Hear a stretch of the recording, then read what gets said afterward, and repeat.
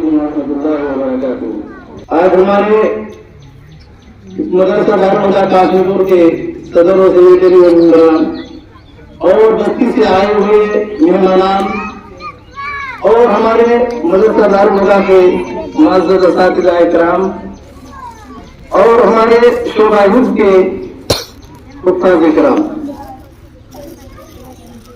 اور ہمارے مدرسہ کے نوجوان بچے اور بچیاں، آپ سبھی کا میں تہہ دل سے اس یوم آزادی یہ ہند کا جھنڈا لہرانے کے آنے کے لیے میں تہہ دل سے شکر گزار ہوں۔ آپ کو بخوبی معلوم ہے کہ 15 اگست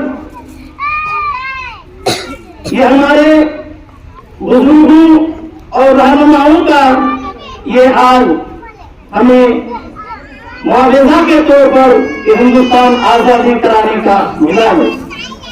ہمارے رہنماؤں نے اپنی جان کو نچھاور کر کے اس دیش کو 1947 میں اس دیش کو آزاد کرایا۔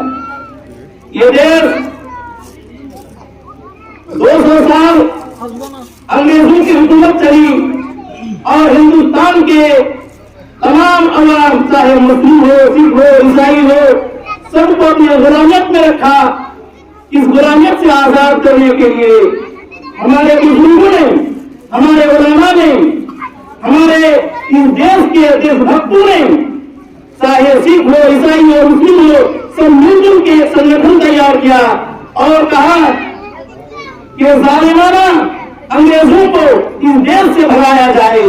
جب تک اس دیش سے ان کو نہیں بھگائیں گے ہم اپنے حقوق نہیں پا سکتے ہیں۔ اسی لیے سب مل جل کے سبھی تاریختا کا پہچان دیا اور سب مل جل کے دیش کو 1947 میں آزاد کرایا۔ آج اسی کا سمرا ہے۔ آپ کو معلوم ہوگا اس دیش کو آزاد کرانے کے لیے ڈاکٹر بھیم راؤ امبیڈکر نے جو سنویدھان تیار کیا، یہ ان کے لیے بہت ہی سنہرے لفظوں میں لکھا جائے تو بہت ہی کم ہے۔ اس دیش کو آزاد کرنے کے لیے بھگت سنگھ نے اپنے کھانے پینے اور سب چیزوں کو چھوڑ کر اس دیش کے لیے نچھاور کر دیا۔ اشفاق اللہ خان نے اس دیش کے لیے پھانسی کے پھندے کو چنا۔ صرف یہی نہیں بلکہ انہیں اپنی طرح طرح کی مصیبتیں جھیلنا منظور تھا، لیکن اس دیش کو آزاد کرانے میں پیچھے نہیں چھوڑا۔ سیاست نے سن 1857 میں ان کو کالی کوٹھی میں دھکیل دیا گیا اور انگریزوں نے واہ کہا اور کہا کہ ایسے پر ان کو للکارتے ہوئے زندہ کہا، دمدمے میں دم نہیں، دمدمے میں دم نہیں، اب خیر مانگو جان کی، دمدمے میں دم نہیں، اب خیر مانگو جان کی، اب ٹھنڈی ہوئی شمشیریں جان کہنے کا مطلب یہ ہے کہ ظفر تمہاری جو جوش و خروش ہے یہ ٹھنڈی ہو گئی۔ شاہ ظفر نے بہادری کا پہچان دیا اور انہوں نے پلٹ کر جواب دیا اور کہا غازیوں میں بو رہے گی، غازیوں میں بو رہے گی جب تلک ایمان کی، غازیوں میں بو رہے گی جب تلک ایمان کی، تخت لندن تک چلے گی قید ہندوستان کی، قید ہندوستان کی۔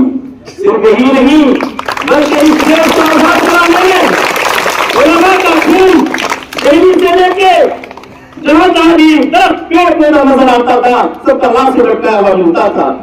آج اسی کا سمرا آج ہم کو یہ اسی کی یادت میں، اسی کی خیال عقیدت میں آج ہم لوگ اکٹھے جمے ہوئے ہیں۔